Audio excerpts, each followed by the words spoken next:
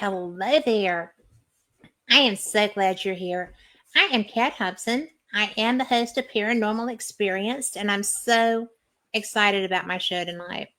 This is the only man I've ever trusted to come in and be my guest host on my show. He is one of the most brilliant metaphysicians I've ever seen work. He is a gifted medium. He is the author of many books, and his newest one is, oh my God, my mean old grandma's really good cookbook. Mark, I got it wrong. Oh, here we go. My mean old grandma's good old cookbook and more. And I'm going to tell you that this is also one of the kindest humans that I know. So, Mark Elliott Fultz, without further ado, come on in. Hey. Ta-da! How you doing? I'm good. Long time no see, man. Oh, So, time to see just a few hours. An I hour. know. So, one of my favorite Ah, lunch companions. So, neat. We have you fun. know, I am going to tell you that I know that you know that I've got stuff that's like wigging me out a little bit right now.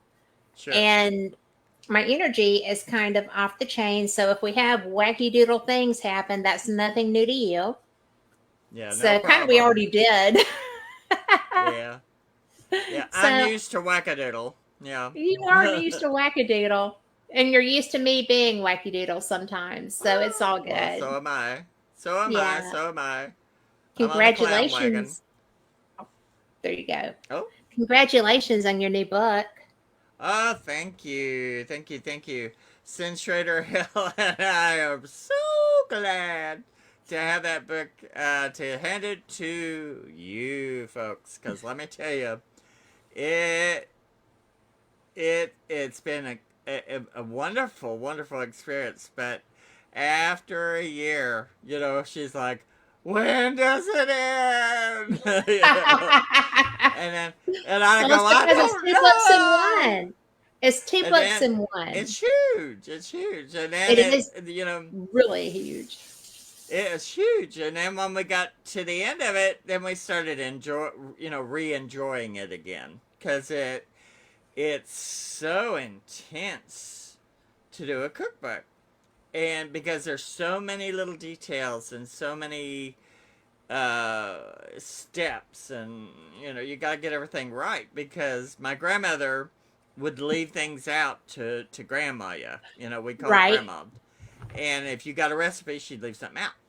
So I made my cousin, excuse me, my niece Stephanie. One time, I gave her a recipe for a 2 ingredient how to make um, macaroons, which are wonderful, and it's just coconut and evaporated milk or condensed milk, I think.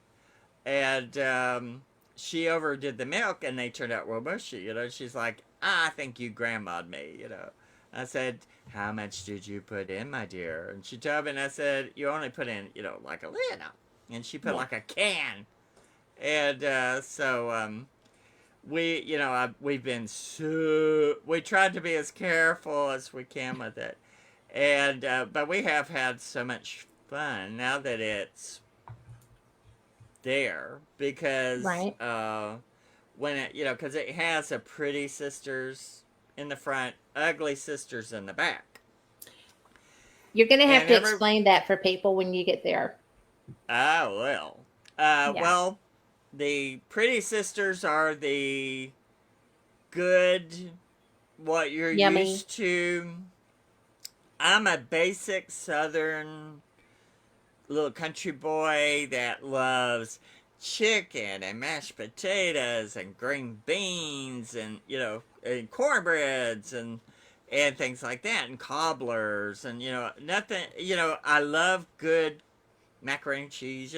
Just country food. Kind of southern Sure. comfort. And Home so food. home food, the things that you would produce that are beautiful or elegant, or just good old fashioned, here, eat it, have a good time. Yes. And then the ugly sister recipes started, because my grandmother and grandfather, my father's parents, um, the one who made the mistake of marrying my mean old grandma, uh, she, She is going she, to come back to you and she is going to get you. come on, grandma, she's gonna have a hard time getting to me because I bet those asbestos underwear are having, getting thin now. But uh, they would eat things in there, you'd never, or at least me, because they were raised on a farm. So they would eat, Exactly. it was an autopsy. And that was their comfort food, you brains and squirrels and things and parts that you just normally wouldn't do. Well, we And, wouldn't do. Yeah. well, I wouldn't do. And I didn't do, I mean, the first time she offered me some pig brains, and I was like, oh, I'm still, oh, but Yeah, that would do that to me. but those are what I call the ugly sisters, which is Right. her and all of her sisters anyway. They're mean snakes, ugly, mean snakes, and so those became the ugly sisters. And at first, I thought I'm only gonna do the pretty sister recipes, and No. then I started. It kept creeping in on me, and I go, I have to do this.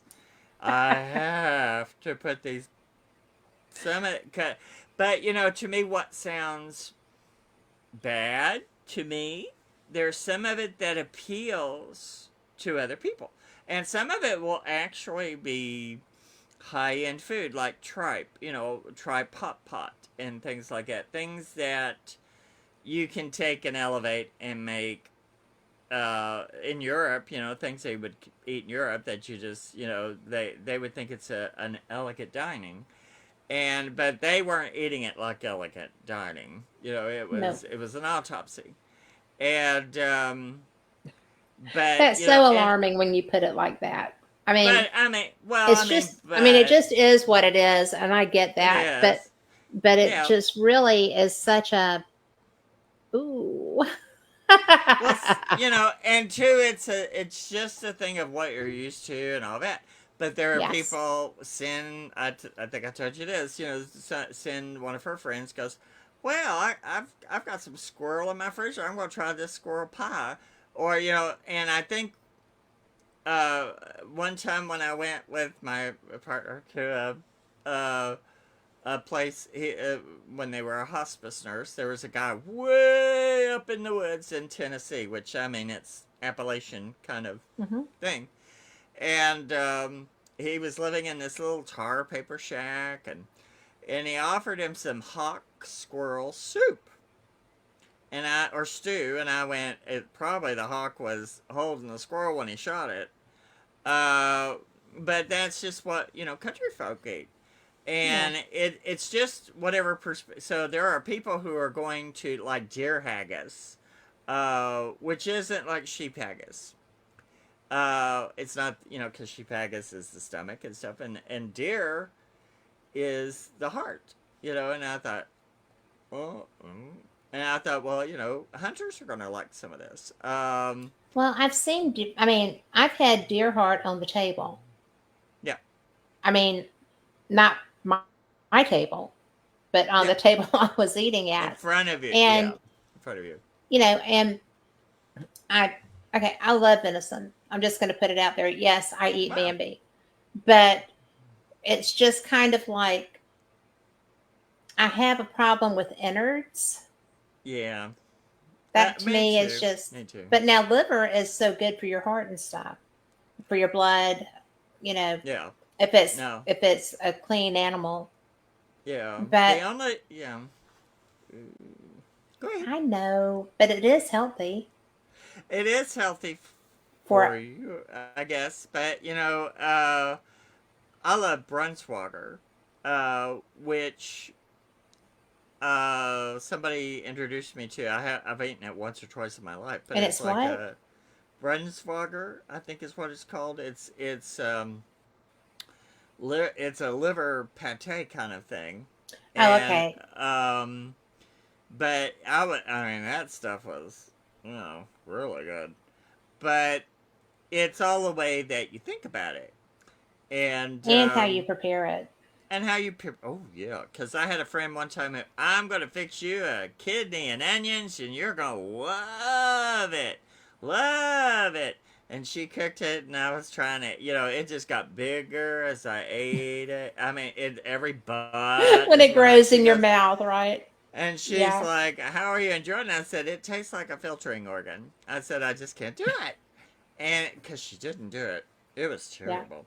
But my grandmother would cook chicken livers in lard, and make them fried hard and stuff like that. And I remember being little, eating those, and Yeah. not really grasping. And also, cracklings and things in chicklins and cracklings. We had some of that a little bit. Uh, which, lots, and they loved anything that was that kind of stuff.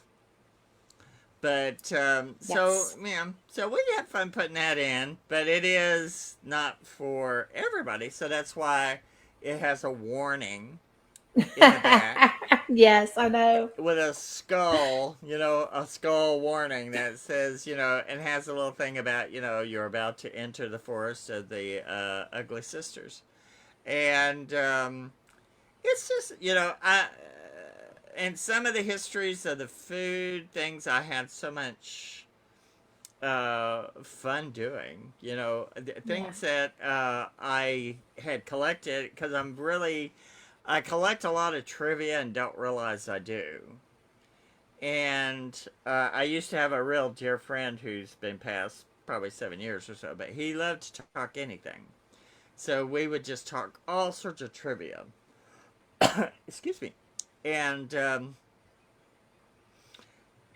finding about the Sin Eaters, and finding about frozen Charlottes, and finding out what motivates someone to eat something that you normally wouldn't think of, and then Hmm. I'm finding out there's a lot of stuff that I don't care for, but I love to fix. There is one that I have a beet salad from the like 1907 or something, and it is so beautiful. It is the most beautiful ruby color, Yes. and I put that in a little glass crystal bowl. My cousin just loves it, and it apparently is really. I mean, I tried it. I tried it. It was okay. I'm not a beet person. I've had a couple My of beet family were beet experiences. people. Oh, I'm my not a beet mother was too. person. I think they taste like feet. But my mother and my grandma Love both them. absolutely loved them. And it was always something that was on the table, Oh whether yeah. it was the cold beet salad or, beets like normally cooking. It Yeah. was something that always showed up. And it's not something that I ever acquired a taste for. And, Me. it's really, they taste like feet. I They think they taste like taste like dirt. feet. Well, to me, they taste like dirt. Now this That's a tastes good, yeah, okay dirt's a good enough. Yeah. because what happens, like my uh, partner, one time they there's a lot of beet eating that goes on here, but it ain't me. Yeah. And I had a glass of some kind of tea or juice, and they had poured the beet juice into a glass, and I was sitting around doing something and wasn't noticing, and I thought it was my tea, and I just reached over, grabbed it, and and I just felt like I drank dirt. But this Lori said has, dirt. for I think, yeah, dirt. It just is like dirt, and Yes. I know they're good for you, so I'm not putting down beets, but it's so beautiful. I love to put it on the table because, and then too, I found out some recipes where you bake, hollow out the beet and put slaws and things into it and bake it with that. Make it, and I'm like, I could probably do I could that. probably try that.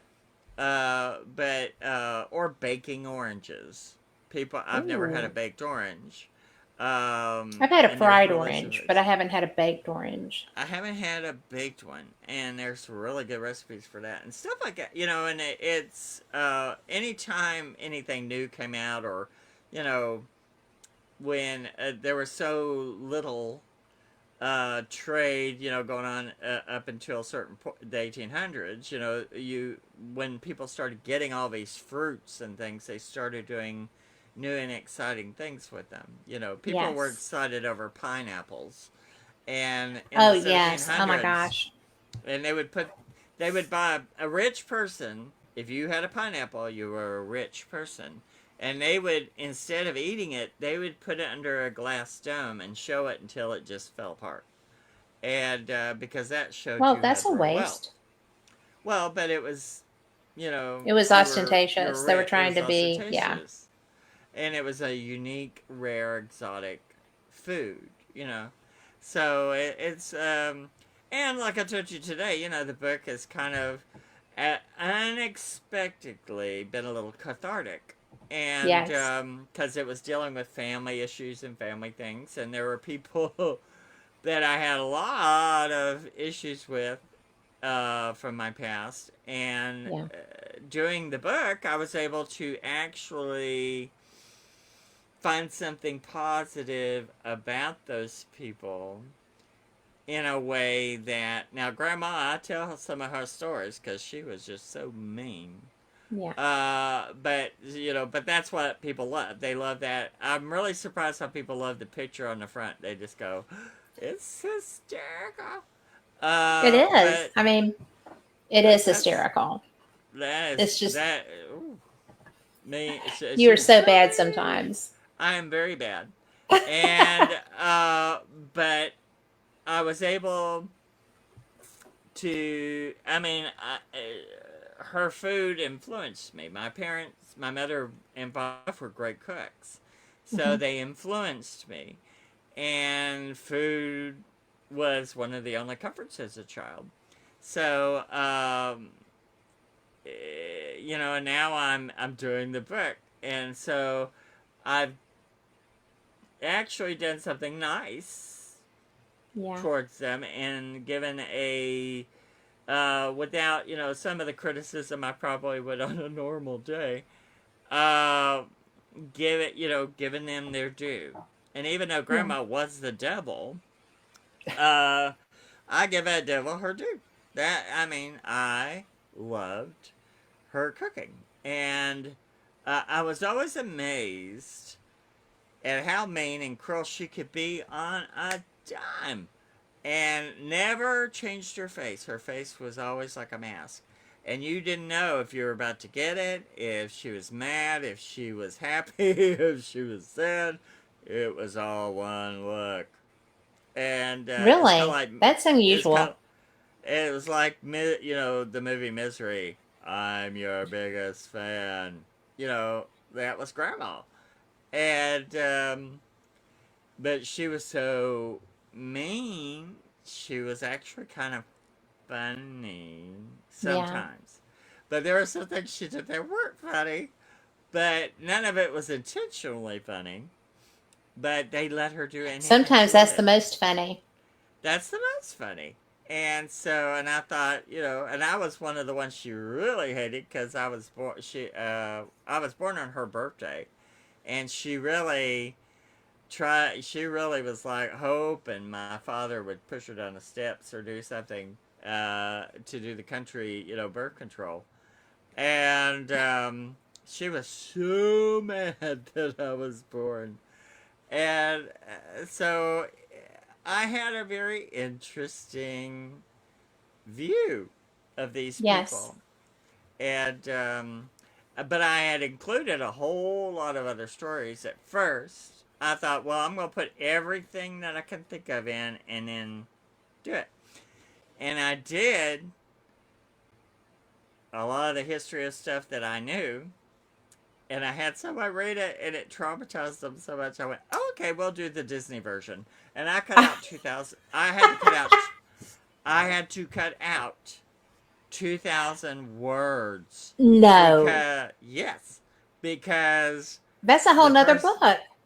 yeah, and because it traumatized the person who read it so bad, and I was like, ooh, no, no, no, because I thought it would give insight into why she was mean, which it Right. would have, but but it was it's too controversial. So I thought, well, we'll just do the Disney version and put this out. And it worked out better. Now it's a fun read. It's not a Right. psychological thriller. And Well, it could which have gone is, either way, though, right? it did go that way Yeah. at first. Because, I mean, when I was writing, I was putting down all this stuff. And because her dad and his brothers were Apaches. They were adopted Okay. Apache babies. Fist comes. And, Yeah. but, you know, if I hadn't got through what I did, I wouldn't be who I am. So, um, and if I had been accepted by these people, my life might have been different in a bad way, because it didn't seem to go well for the people they did accept. Well, So I'd probably rather, if you had been accepted by them and trying to stay accepted by them, then you might not have been as comfortable being who you turned out to be. well, and I mean, I was like garlic to a vampire. They Yeah. all hated me. And just because I just wasn't them, they really got into meanness. You had to Yeah. really, if you were, and I was a little prissy, chitlet toothed, toe headed little squeaky thing.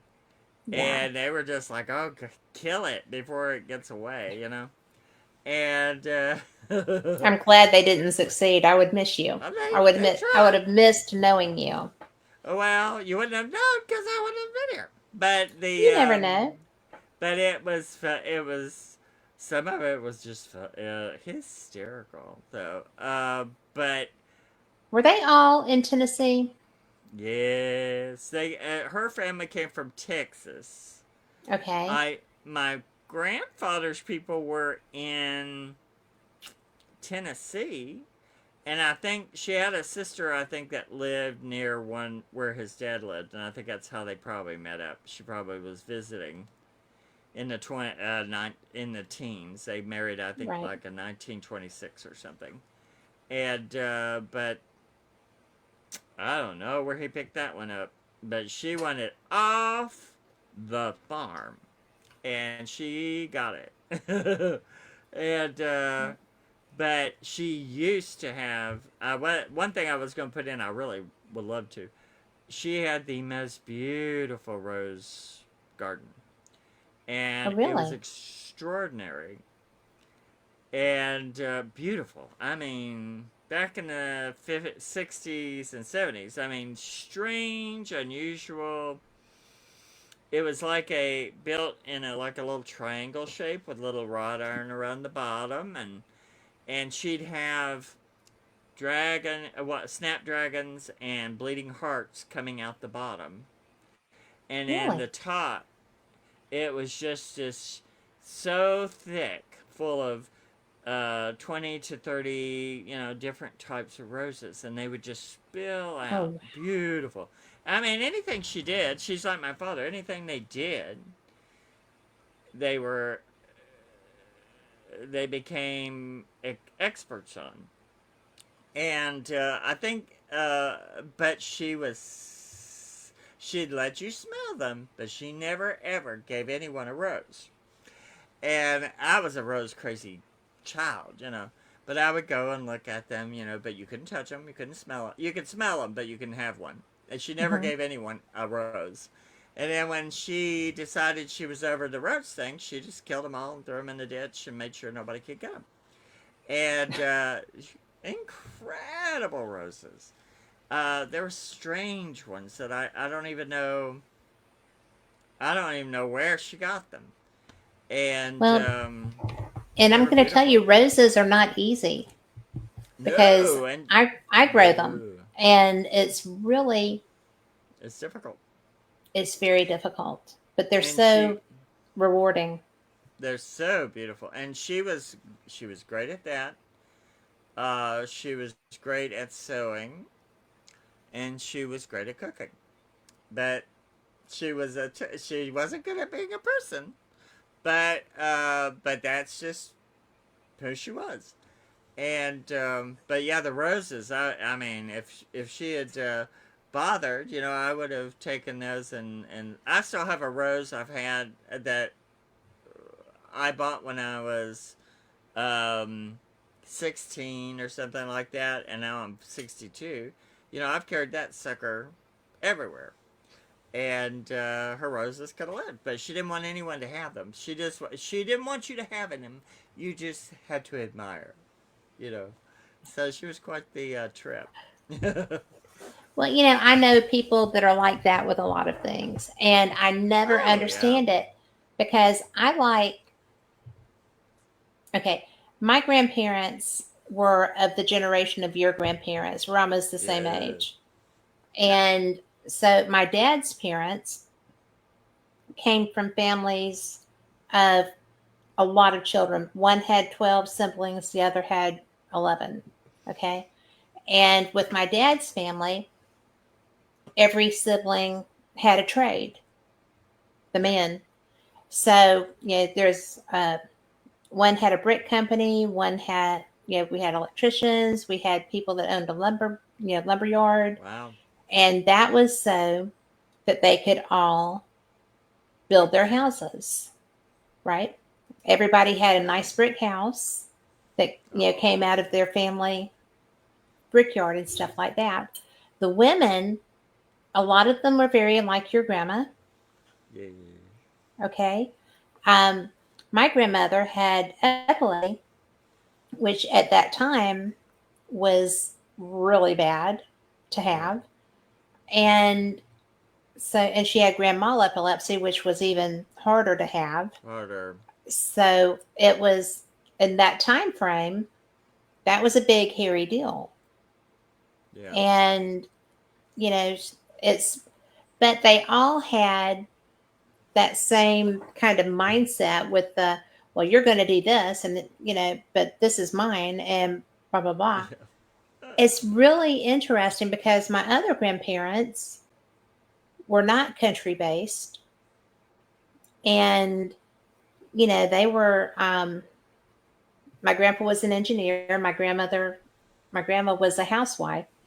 And I mean, he drove trains and it was so much fun. And, they were a whole different world from my country grandparents. Yeah. Yeah.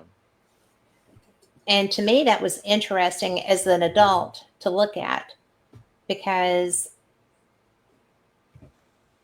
they were all good people, but they were all very different. Yeah. And, my dad turned out to be the biggity slicker of all of them. And, Uh, he came a long way from his roots. And it's funny because my grandmother, to be as family oriented, she had one child. That child got offered a scholarship to a Dale Carnegie. We talked about that today, to a Dale yeah. Carnegie school, and went on to go to a liberal arts college to get his first degree, and then wound up with a doctorate. And but she had to let him leave home to be Mm. able to do that in junior high school age, and that was Wow. her only child. Yeah, that was probably very hard. It was, and I think that had a lot to do with how she behaved later because she became very different, Yeah. kind of like your grandmother. Ooh, yeah. Well, my So father was only child, spoiled.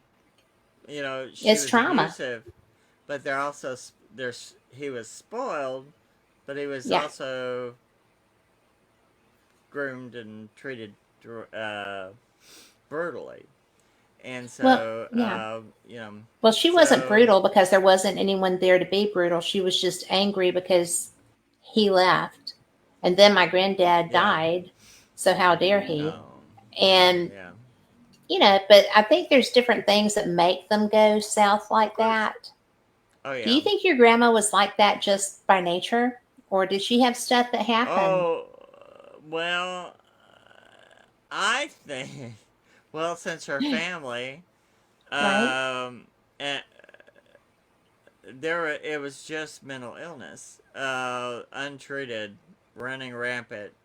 Um, and her father and his brothers, since they were adopted Apaches, they were basically used as slave labor, which he in turn treated his children as slave labor. Yes. And I've seen that. so um, they're just, and part of the whole thing, I mean, they were adopted by a family who they considered their enemy, basically. So, it was real strange. They just, but kind of in the Apache way of thinking, it's like, if your enemy is going to get your child, kill your child first. Okay, yeah. And That is the mindset. so they cannot, the idea we have of, nurturing and caring about, if your child gets a boo-boo, there was none of that. No. And there was none of that with those people. They just didn't have it. And um, and even when they should have, they just didn't have it. It just was not in their makeup. And um, like I said, very interesting people. I mean, my father was. Uh, they were very, very poor, but Hmm. he worked his way, put himself through college, and became what really big in computers in the 50s. Wow, Um, that was a good decision to go into. That was a very good way to get ahead. oh, and he was making great money by the 70s, and could teach himself anything he wanted to do. He knew how to take a car apart and put it back together. Wow. He liked to take colonial guns. He would get these colonial rifle kits and build colonial rifles. He built with my oldest brother. He did a grandfather clock kit. Yeah. He could carve wood. He taught himself how to fix pocket watches. We would go to flea markets and he would find these beautiful watches and fix them and did it. I mean, just anything he could think of. But he didn't, because of the way his mother had raised him. He was just such a loner. Right. He didn't want to be bothered. He didn't want to be around people. He didn't enjoy what he was doing at work. He did it, but he didn't like it. And so they were, and his father, who was a doll baby. Everybody loved my grandfather, and him and grandma couldn't stand him because he was sweet and kind.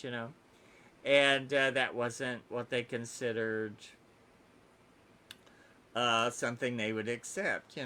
Like So strong. That wasn't what they uh, considered to be a strong male. no, to be a man, you had to be cruel, and you had to be able to do things that man up kind of crap. Hmm. And but I can appreciate the skills he had, and actually I inherited some of that. I mean, I was going I to could. say he sounds like you. Well, I mean, I taught myself to draw. I taught myself to do costuming. I taught myself to do oils, watercolors, pastel, ink, pen and ink drawer. I mean, I do a lot of things. But no one taught me how to put a book. How to write a book. I had to do it myself.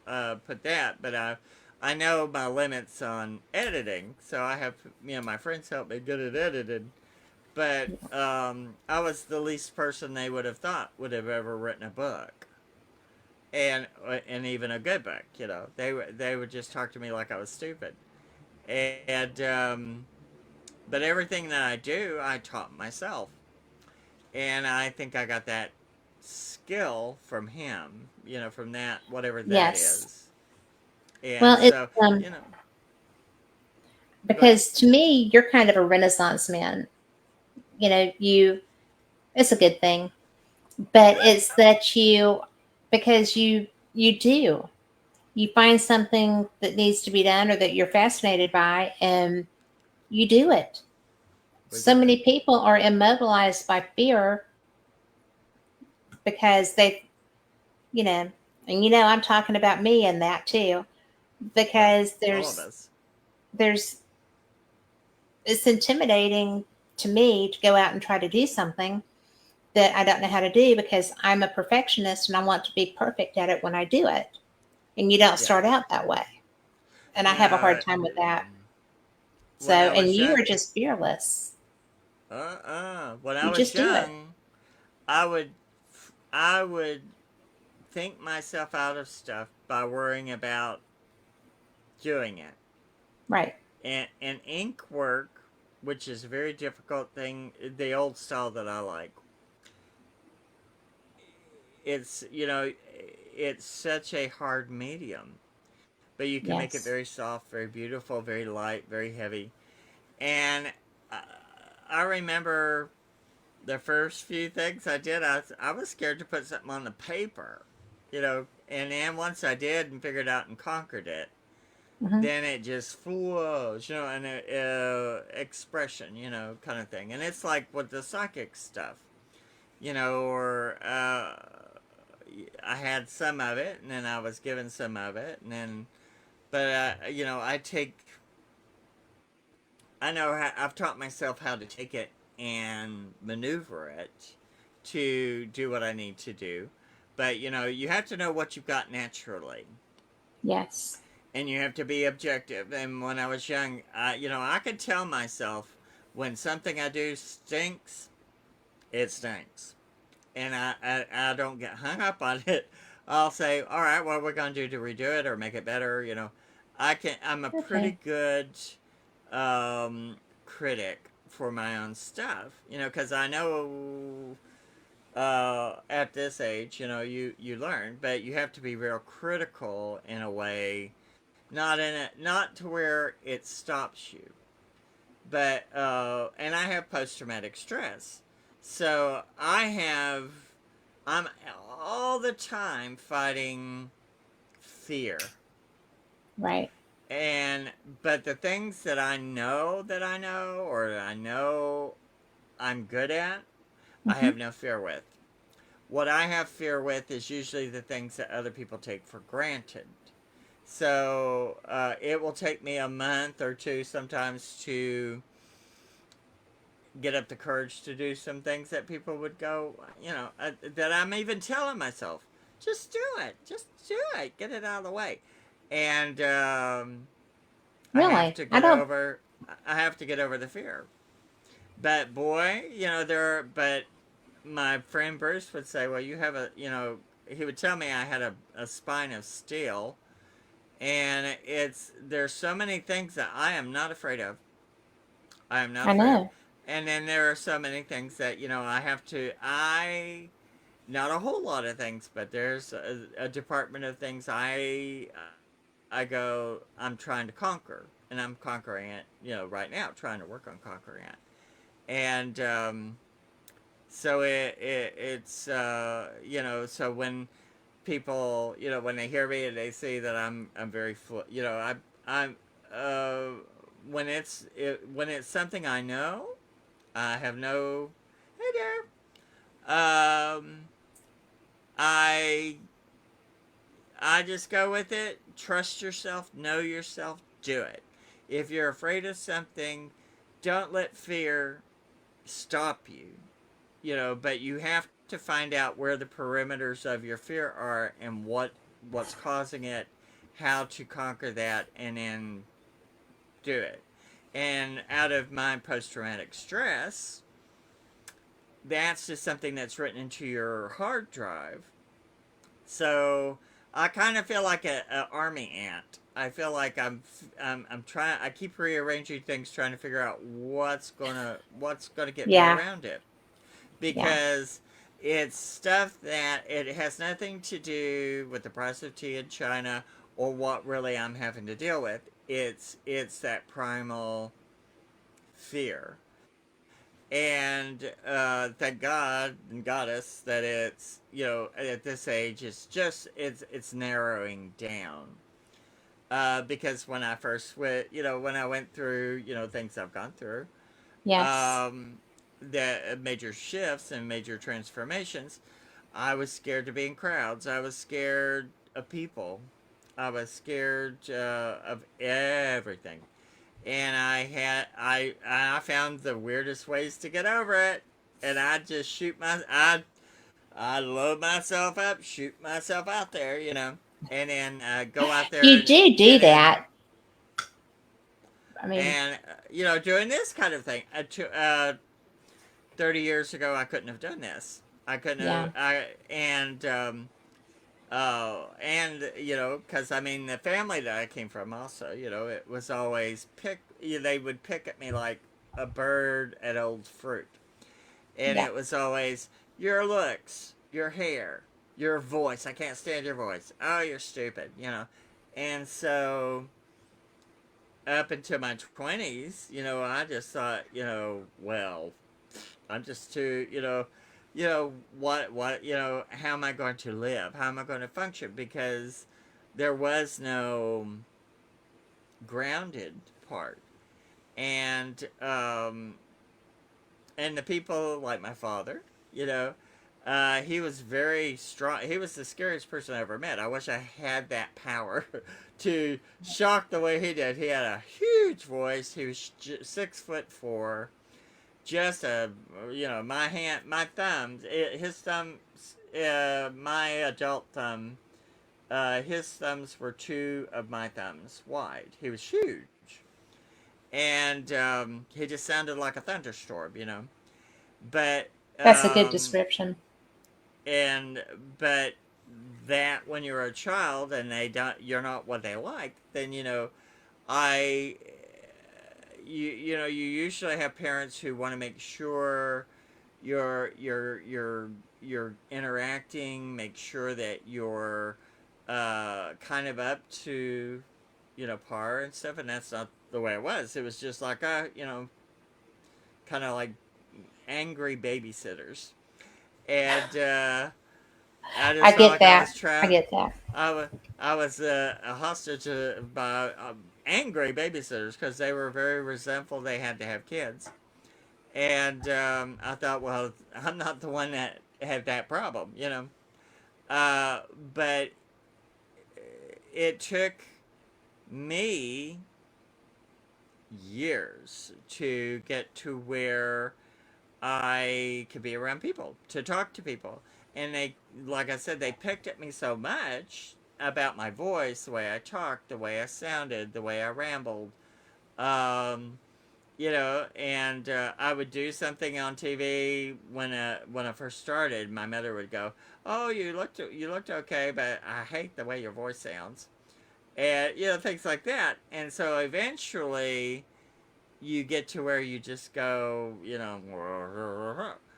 and I had to Yeah. find my own sense of self and create who I am, and let that come to the surface and not let that all be in my head. But at this age, I'm just fighting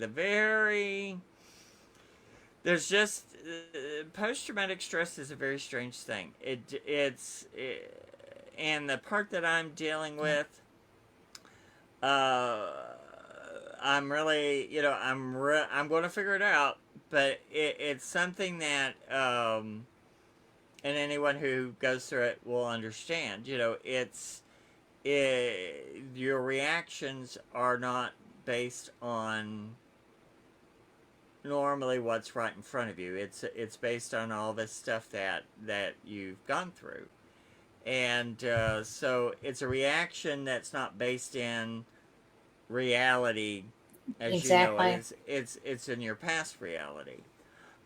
So even though you shouldn't know it, you still have to deal with it. So, but I feel like a fireman sometimes. I'm like, I'll run into a burning building. I don't care, you know. When it comes to ghost stuff, I am not worried with ghost stuff. I will talk and look at anything I can possibly do. If it's something bad, I mean, it might as well get out of my way.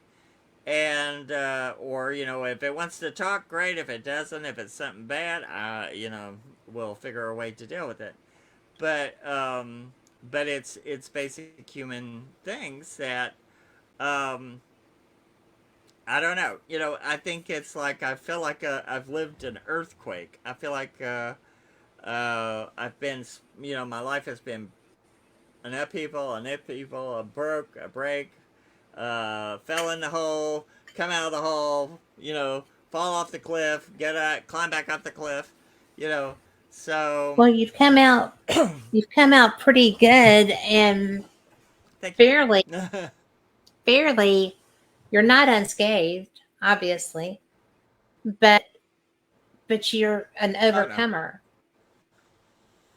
no. You've done a great Oh, job you've of heard us. overcoming, and I think that's very cool. Thank you, thank you. Well, yeah. Well, thank you. When I first started, after you know, we won't go into all that history, but you know, I mean, you know, Yeah, the traumatic stuff I went through.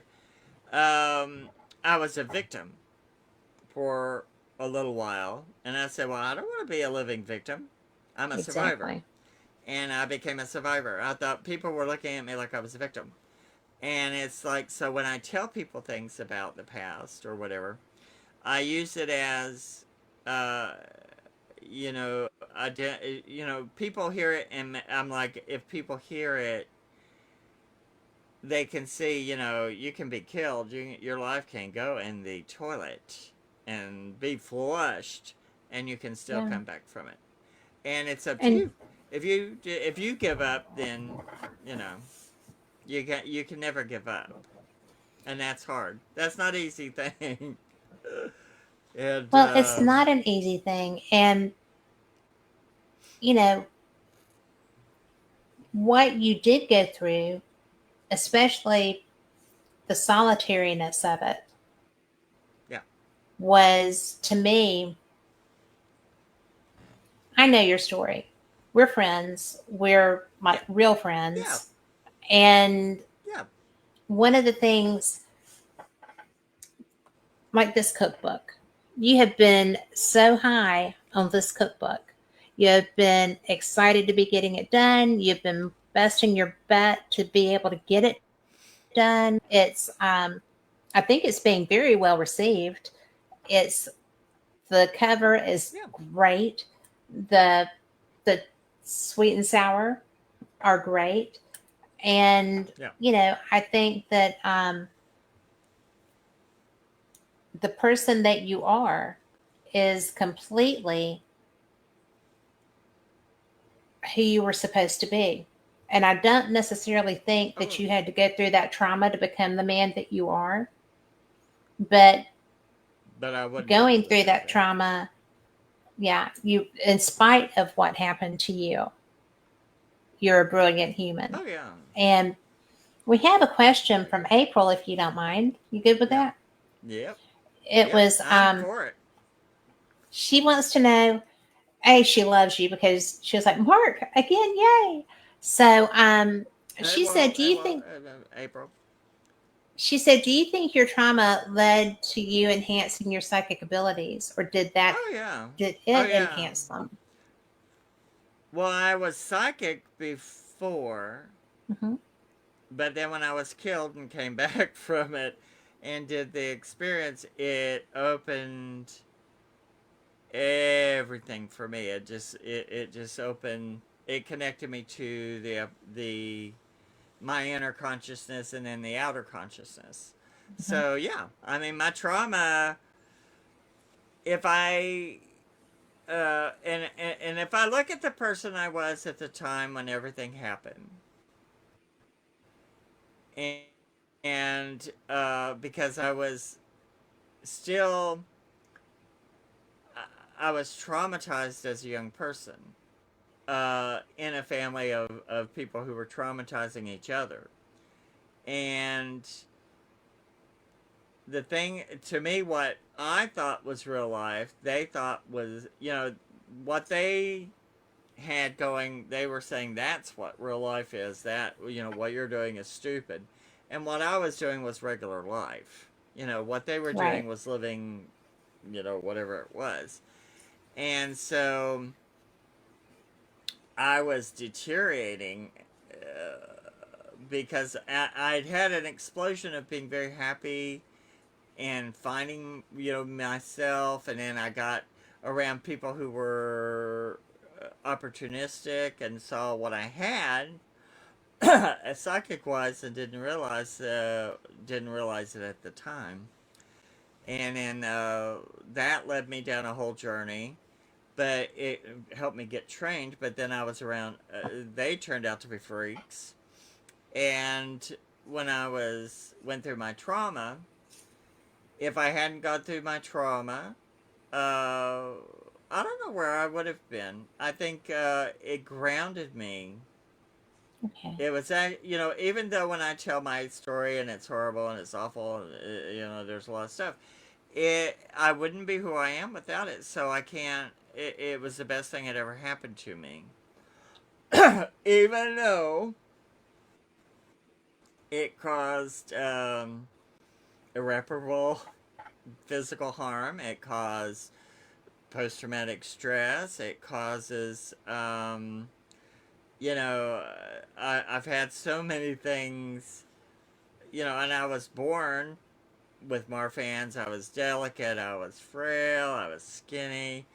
Uh, I'm just the little snowflake that shouldn't have made it. And And yet you did. and they were when I went through it and I lived, which my family was very shocked for many reasons. Yeah. Uh, they um, they were really surprised, and they did not like the new me at all. They didn't like the old me, but they hated the new me. And because I'd go, well, no, that treating that person badly is not what you need Yeah. to be doing. That, or fighting back and not letting them abuse me. Which that was they hated that. But Well, it was new. but I mean, I just became. I mean, my give a damn got broken after a certain point, which was great. Yep. Uh, but I tried to be kind as I could. I mean, I took care of my parents when they died, and I did things to help my nieces, and nephews, and my sister who, she is grandma spit out. Uh, but if I hadn't gone through that trauma, that particular thing I went through, uh,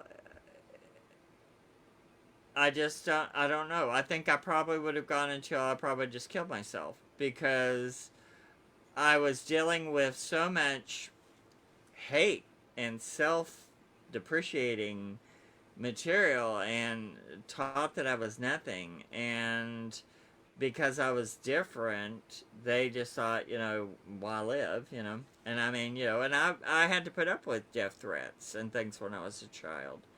Yeah. And from family, for a family member. And trying to live, I didn't have any moorings on how to live in the real world. I wasn't Okay. raised in something, I didn't have any training to be a person. All I was trained to was be afraid and put your head down and get through it. And so I had to, that crash and burn. Well, when I came out of it, I got my life kind of started, and I went, well, become who you are. So I was able to learn, and I went back to the person I was when I was 3 and 4 that I knew I was going to be, Hmm. and I went, you're already that person. they were just lying to you because that's just what they do, and I had to find my own worth, and I think people have to find their own worth. And but the trauma was worth every second of it. Is Yeah. it easy? Hell no. I mean, I open my casket in the morning and I go, oh, I think we're alive. And then I get out of bed. I mean, because when I was in the hospital and they were like, well, we think he's going to be paralyzed, I was like, put a chair over there. And I got up, walked to that chair, which was the hardest thing I'd ever done in my life up to that point, which was like absolute walking on glass. And Oh then I said, gosh. now leave me the hell alone. And then I walked back to bed. And they were all like, what was I that? guess he's not. Yeah. And then I have to say, from my mean ass family, I got that because I'm a tough person. I You don't are a look at tough or sound it, person. but I'm a tough person. And if you Yes, have you a are. rumble, you want me in on a rumble, honey. I will I will try to avoid the rumble, but I will get a stick and play psychic pinata. I will whack somebody in the head. Well, I'll And tell you what, it's, if I ever got in one, you're who I would call. oh yeah. I mean, it's So, like, just call. I'll come over. I'll whoop somebody. Um, I try to avoid that, and but I it's don't like, doubt honey, it, but that just sounded so funny because, well, I know but it's true. I know it's it's true because it's true. Woo. Because your I don't energy, like bullies. yeah. And for people that don't know you personally, I I mean, you are a badass. don't know if I would You call are it that. not, I you don't mean, come out to be that. Okay. no, no. But when I have had, you know, problems that I needed a psychic to help me with, or, you know, you're going on an investigation with me tomorrow. There's things that are fun, but when I've had a crisis kind of a thing, Yeah, you're so brave, you're so wise, you're so strong, and we tried. you're not just a psychic badass, but you are a badass. I mean, Well, and and some people would in a say, great way, not because you're like woo or no, or whatever, but because you just don't suffer fools gladly, and no. Oh, you don't like people who are unkind. no, I do not like bullies. Nope. And since I am an old person now, I'm like an old granny with a cane full of gin. I've gotten to where I will say things that because I would always be so shy, and it's like, well, now it's like, what you think you're doing, you know? Um, and no, and two, and thank you for the compliments, but I tell people I'm not egotistical. Don't ever be egotistical. Know what you're good at. Yes. Know what you are good at and be objective. But if you get egotistical, then you defeat the better things you can do in life. And I don't care. I don't like jerks. I don't like egomaniacs. Um, I'm like, I feel like everyone should be grateful for any gifts they've gotten. I feel so blessed to be able to express myself in art, in songwriting, in psychic work, Um, I just, I don't know. I mean, I love life. I want to share with people. I want to have fun and I want to Yes. explore. But then when you get into groups and people, you always get into the people who have a snit with you. I've had one a while back I had to deal with that just uh, has an attitude. And I'm like, you just don't know. And they don't have the goods to back it, but they want everyone to think they do. Yeah. And I'm like, well, don't tell me who you are. Show me who you are. It's not what someone says, it's someone does. And I don't have to tell you anything. If I'm going to go work, you're going to see what I'm doing. And if Yeah. I can't get myself out of a wet paper bag, then you know I'm full of it. Yeah. And if you go and you say, well, what was that? Then, that's, because I want people to be curious. Um, and I think we should always do more inner exploration of ourselves. We're so old. We're so ancient. Our DNA is so interesting. And our brains have so much stuff in it that we don't ever look at. And before you even get out of the body to the consciousness thing, there's so much in here that's amazing. And, Well, question. I enjoy it. Go ahead. Excuse me if I'm I talking too do. much. No, no. I mean, you're my guest. You're here because I wanted you to talk a lot. I wanted to learn. And I always learn when we talk. So, For sure. but I go to different places that have like consciousness workshops and that kind of Uh-huh. thing. As Yeah. a lot of the people that do the alien, the ancient alien Yeah. and alien kind of things are also into consciousness and expansion of that. So when you talk about you need to be able to know yourself, Yeah. to go in and work on what we have in us. To me, that is something that's very, some people approach it as very woo. Yeah. Okay. I Of have course. had, it's interesting. I am, I am not the best at that. And I've had someone who did oh, Lori would know because she had that reading too in Arkansas. It was, I'm saying that in case she can hear me and say, "Oh, that was this," but Yeah. it wasn't an Akashic Records reading, but it was something not Yeah. just similar to that. Yeah. And I think that if people could tap into a lot of that, Oh. that it would be so beneficial. I am not good at that. I don't know why. And but there's a lot of information like you're talking about. There's a lot of information in Yeah. us that if we could just figure out, we would probably be better at finding our path. I Of mean, course. I'm older than you. I'm 63. And Yeah. I But not still am much. I'm trying going there. sometimes. Huh? I said, well, What? I'm turning 63 here shortly, so. I know. So we're the Well, same we're age, pretty much the just a little same bit. age. Pretty much But the same it's, age. yeah, but it's so,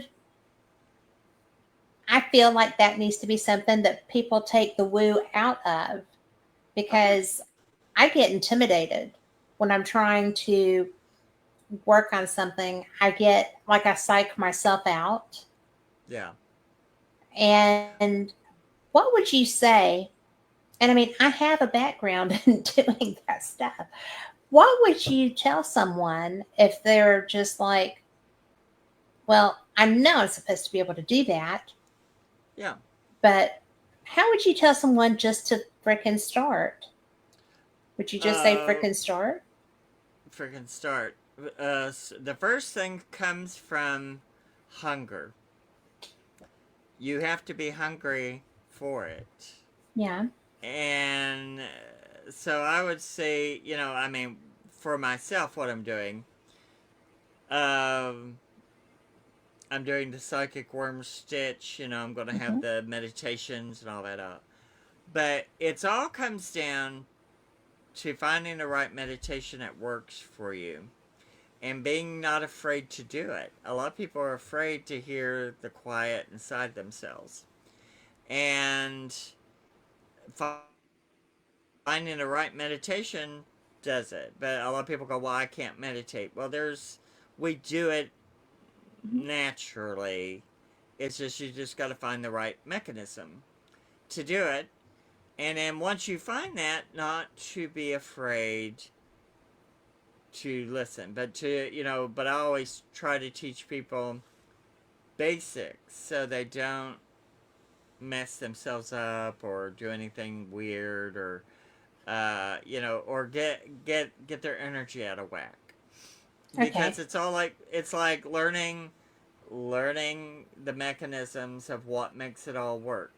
How do I get into the pineal gland, and how do I get to the cerebellum, and how do I what is the pineal gland, and what's the pineal stalk do, and what's the third eye about, and you know and a lot of people are taking drugs to have psychic experiences.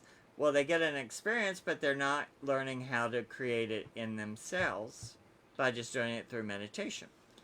And so, but you have to have the hunger in your belly. And it has, see, for me, when I was young, I was a little devout little Christian boy, but at 11, I was sitting in a church and I said, I'm a witch. I'm a witch. I'm metaphysical. And it took me until I was 18 to go, all right, we're going to look.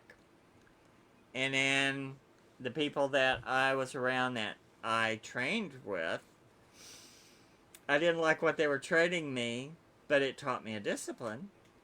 And it taught me what I did learn the most with was where I went on my own. What I went, if you're going to do this, you've got to, I kind of had to assess what I had to get up to par with. And I had to create that. And nobody can give that to you. You just have to learn through reading. There's a lot of good books and a lot of Hmm. good things to read. When I started wanting to do seancing back in '96, I had seen a movie back in the '70s called The Changeling. I think I've talked to you about that before. Yeah. And there was it's a fantastic, frightening movie. Great movie. But there is a psychic in it who channels and does automatic writing. And when I saw that, it resonated so hard Really? that I just knew I had to do that. And that was in the 70s or 1980.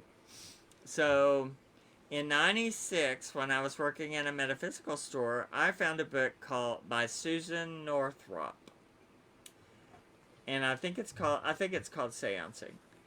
Yeah. And I read it and I went, I can do this, and I did it, and I didn't have a clue what I was doing, and I did it.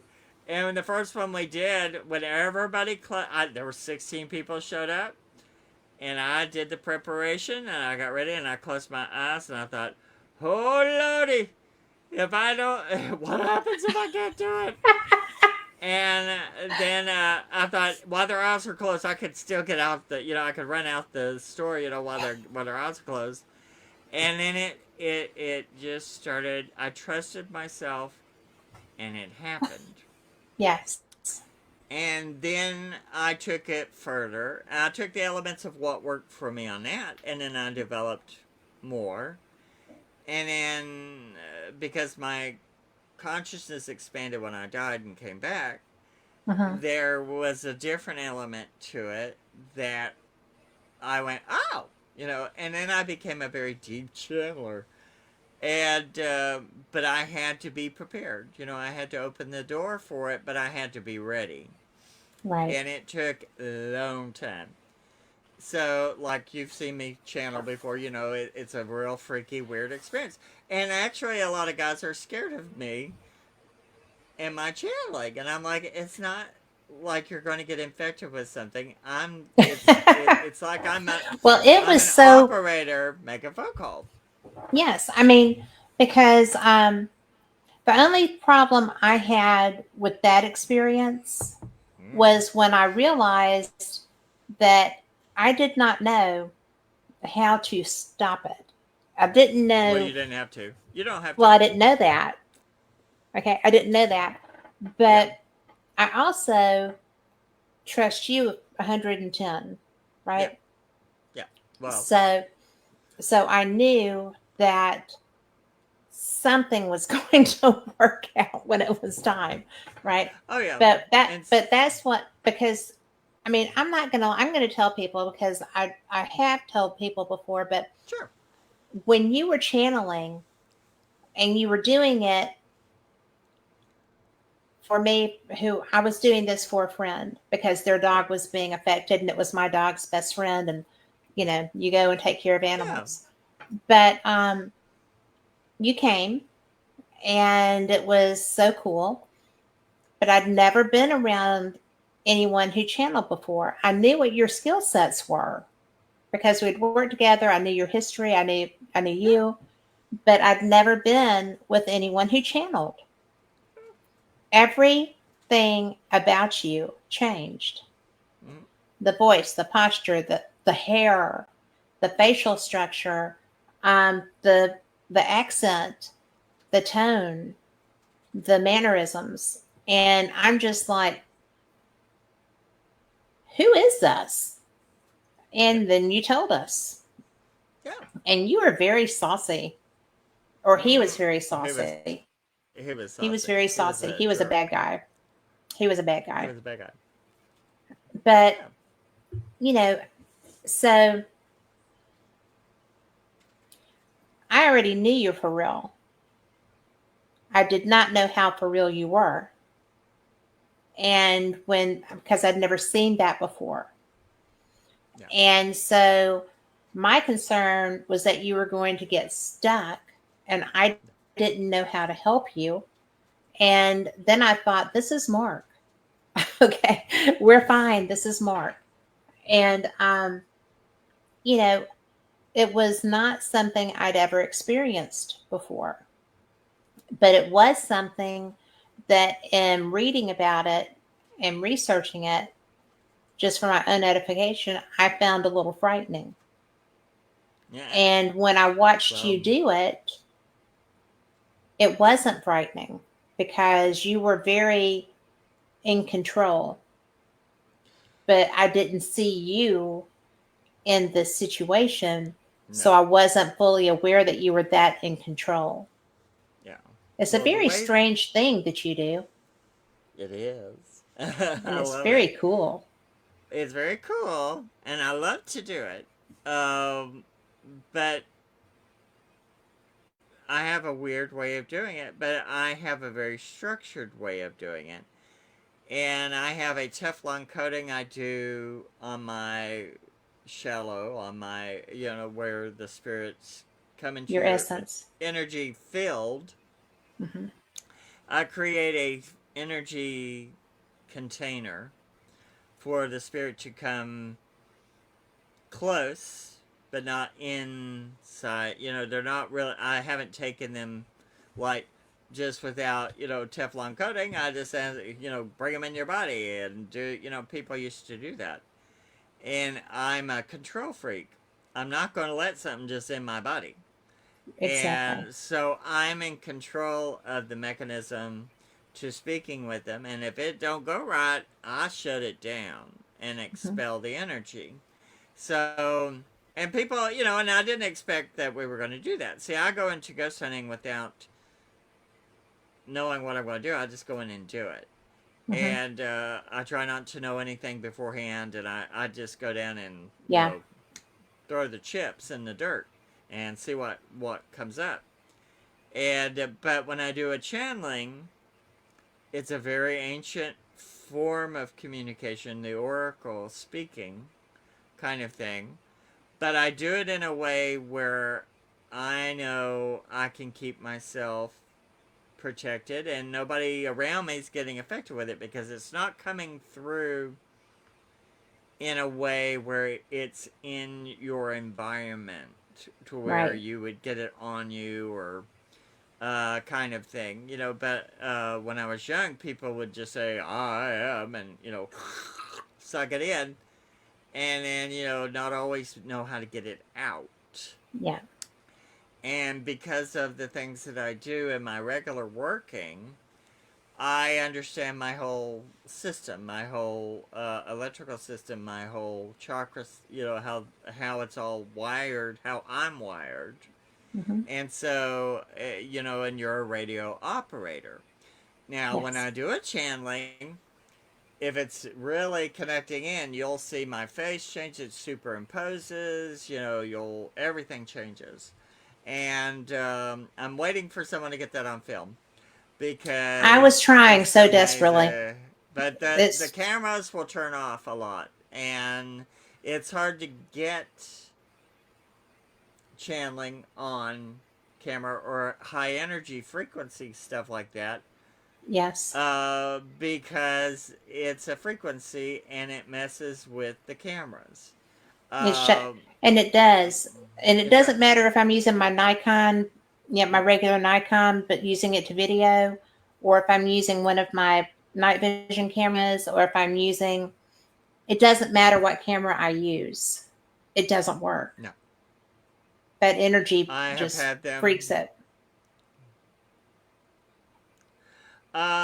She's asking. April asked, "So, do you believe anyone can channel?" No, I don't think everyone should channel Yeah. because like I said, with channeling, that is, it's you have to know the mechanisms to keep Yes. yourself safe and to keep others safe.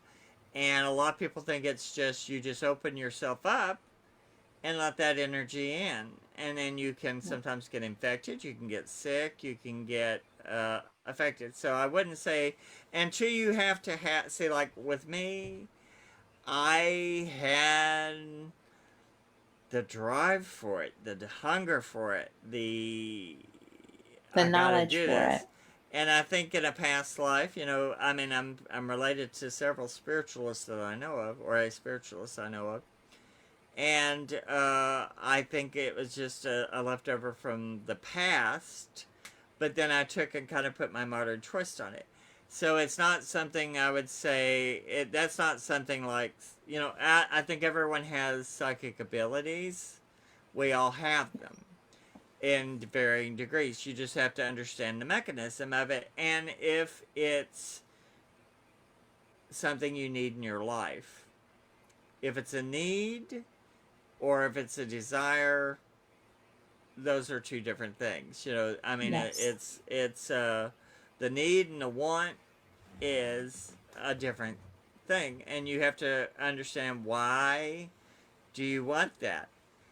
And I understood why I wanted it, Hmm. but then I had to figure out how to do it, and I couldn't do it as well until after I was killed and came back.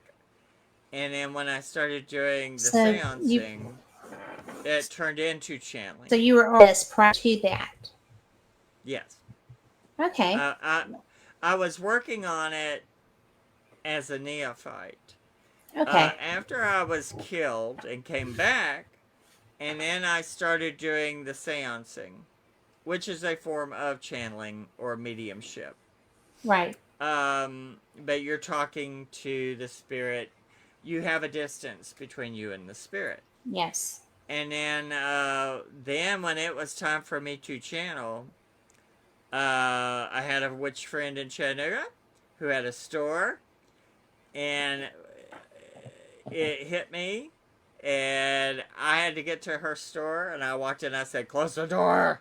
I'm about to channel, and it was contractions, Really? and in my solar plexus, it was contractions, and I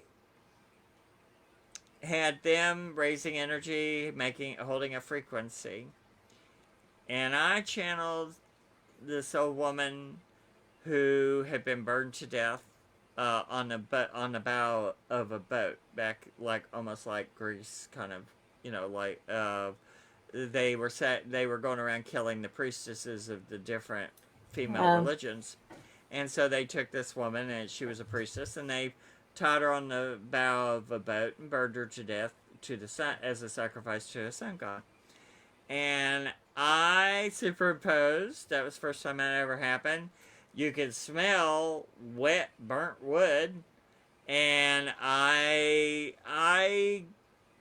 have a hard time. I was laying in the floor flat on a concrete floor, and I flew up through the air and landed like a leopard in front of my friend Lori. And she was sitting there looking at me. She held her own, but she said, "Oh Lord," she was like, it scared her to death. But it was fascinating, and but it was like I went into I had contractions. I had the thing. It scared several people very badly, but nobody was. It wasn't something that was going to hurt them. It sounds so scary when it's happening and all that, and then it usually turns out fairly tame. It's just the getting the energy through, opening the shallow, getting it connected, and talking. So I don't suggest it for everybody, because until you know what you're doing, and that you've done a few years of working the muscle and understanding what you're doing, so that you don't infect yourself. You know, Because that's good. oh, go Because ahead. why? Oh, go ahead. Go ahead. Well, because when in April, and hi Tammy, but April, I really, because of what I saw with Mark, if it's not something that you feel like you are being led to do and that you have worked to have the knowledge of what it actually is, when Mark was doing it, everything about him changed. He was in control because he knew what he was doing. And whoever this was on Mark, not in Mark. No, And there's a difference. Because if you don't know, I think it would be very easy for a spirit as strong as the one that Mark was channeling, and he was strong. he was I very think that I parasitic. think I think that it would be very easy if you were not in a position of strength there, if you didn't know exactly what, how, and everything else, that someone could, that was just doing like a looky loo or a, ooh, let's try this moment, and Yeah, that happens. I and it think you would be in happens. trouble. I It think somebody it could be in trouble. it can lead to trouble. So it's the first thing has to be, hi there, Tammy. Uh, you have to have the hunger for it. I had the hunger for it. I had to Well, conquer this, and yes. it's like, and like I said, I've offered it. There was somebody that I offered to do that for them for a show. They like me, but they are so scared of me. And I'm like, you're scared. Why are you scared of me? Because You're I'm not like being. scary. I don't feel like You're a little scared, but freaky that sometimes, but you're not I am scary. freaky, and I understand that, and I have to understand some people are terrified of it, and so the first thing has to be, it's like a talent, that a hunger, that I have to do this, I have to Hmm. do this, I have to do this, and then you have to have the discipline to start small, build the muscles, make sure you've got your electrical system in order, Hmm. and then when you've done that, I mean, really, I think you need 2 or 3 years of just that before you try any of it. And then, and what I'm doing, like I said, the psychic worm stitch, I'm going to kind of cover it in that, to tell people, if you have that yin for it, how you can possibly develop it, but you always have to be able to turn it off. If it doesn't work for you, you can't just go, oh, oh, oh, and then run off and not Yeah. finish, or turn it off, You have to or close it, right? yeah, yeah, yeah, you have to.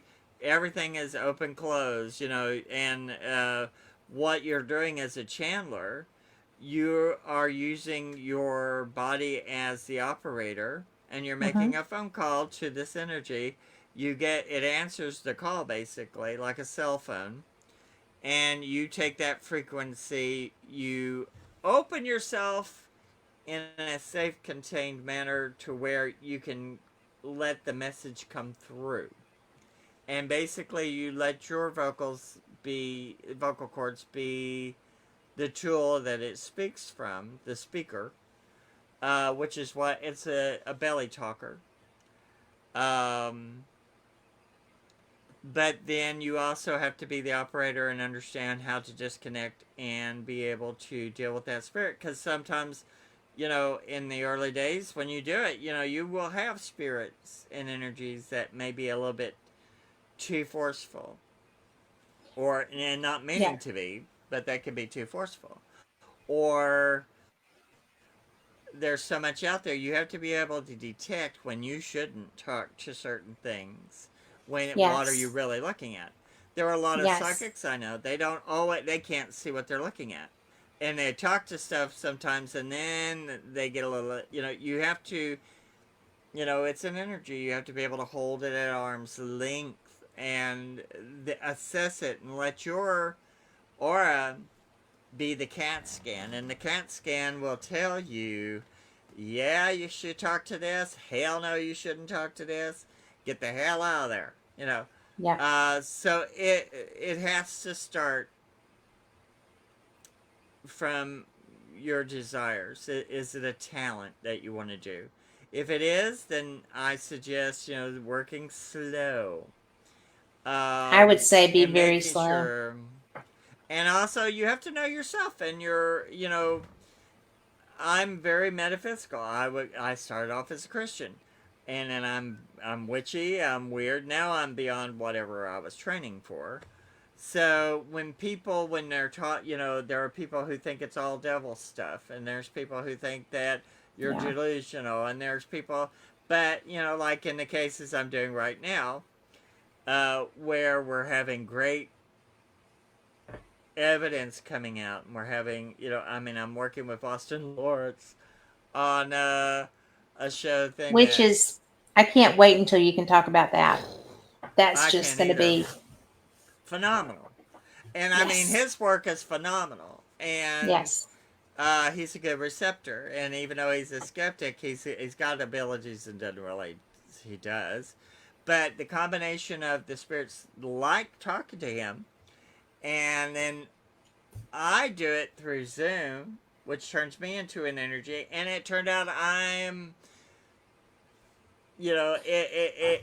it's blown my talents way out of the Yeah. what I expected, and I thought I was just going to go on a little ghost hunt, and I got pulled into some stuff that it's like wow, but And we're going to talk about that when they're ready to talk about that. yeah, I mean So, but it's fun, but he gets a lot of stuff. It's like woo. I mean, he sent me a clip of this thing in a basement. It's like, holy mother of pearl. But I'm not scared of any of that kind of stuff. no, But because you some don't of have to be. it, no. Now I'm cautious when it's something that can be parasitic, or that Yes. can be infective, or that can be from a level of energy that there's a lot of consciousness out there that just happens to be. It's like a thinking tar, Hmm. and really old stuff that's got consciousness, but it's old stuff. And sometimes Yeah. some shadow people looking kind of things in it. And Yeah. you Shadow can, people, you have to know what you're dealing with. well, yeah, because sometimes it's a harmless thing. Sometimes they're a spirit delivery form. They're a spirit delivery system. Hmm. And which I've had that with one that turned out to, I had my first gray experience through a shadow person that was actually the mechanism it was coming through, because it was in an open house with an open circle and going through. And so it was a constant energy from everywhere coming in. You have to be able to assess what you're looking at. And a lot of people cannot assess what they're looking at. And I trained as a Wiccan, and then I trained and as a Gardnerian, and that was okay. But then everything that I've had to do, I've had to train differently Mm-hmm. because you have to become a metaphysician, but you also have to know, what when people, a lot of people jump to the conclusion if it's scary or dark, then it's a demon. Demons are a very rare thing, but there's a lot that don't mean there's not stuff out there that can't give you trouble or be an infection or be something you don't want living in your house, Yep. or eating off of you. You don't want them eating on you. I have seen people pull things into their bodies that ate them, gave them cancer, gave them leukemia. Um, Doing ritual, you have to be careful that you're not just pulling in something you don't understand. Yep. Um, the so I mean, it's not one answer. It's like, but if you're interested in channeling, what I suggest is look at examples in around you. There's some people online. There are some people who channel. There was one guy that in the '90s channeled Marilyn Monroe, and it was pretty phenomenal because I could feel it when it was happening to him, and it's like you could feel the spirit going into his skin. Oh. Um, and it was very interesting. Um, I was like, yeah, that's real. I have seen people that I go, get the shovel, it's bull. I have seen people that I'm like, are you kidding me? And, all sorts of people sitting around with big doe eyes going, oh, tell me, great master. And that's another thing. You have to watch out. People will follow you and listen to you and think you're a soothsayer, think you're, you know, which you have to, what it is really ancient stuff Yeah. that you're doing in a modern form. And you have to bring it to the forefront by showing, excuse me, that it's doable. But you also, they're looking for you to make the first mistake. Yeah. It's like a psychic can't make a mistake. Well, yeah, they can. Look, your body is your tool. I am a Yes. disabled. I mean, people probably can't tell by just looking at me, but I have a lot of disabilities for different reasons, and so my tool has to be in working order. And whether I feel good, don't feel good, I have to know when to say no. I experienced that the other week, and I ain't gonna. I'm really gonna get to where when I have to say no, I'm gonna say no. And you have to know what your boundaries are because you want the best experience every time you do it. I Yep. try to do when I do it, I go in 100%. I do it. I throw it all at the wall, and I go in without information. I tell them what I'm saying, and that's Yep. worked out really well. But you have to trust yourself. But people will look to go, see, he made a mistake. See. So I have that always in my head. You have to always don't overthink. If you don't know it, you don't say it. If you hear Yes. it, you say it regardless of whether you have to trust yourself. I'll tell them things that they have no idea what I'm talking about, and then I let them figure it out, and then it always turns it out to be factual. And And that's you know, but oh, that's something that blows me away because that's you right. told me that a long time ago, right? Yeah, yeah, Because we've been doing this together for a long time.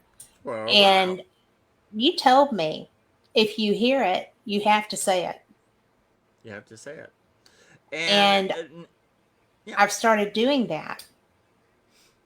And it blows people away because 9 times out of 10 so far, if I'm getting something, it's right on the money. And even if, because it's stupid, because it'll be something that is completely irrelevant to what is irrelevant. happening in the room. And I'll say, well, this is what I'm being told, right? Yeah.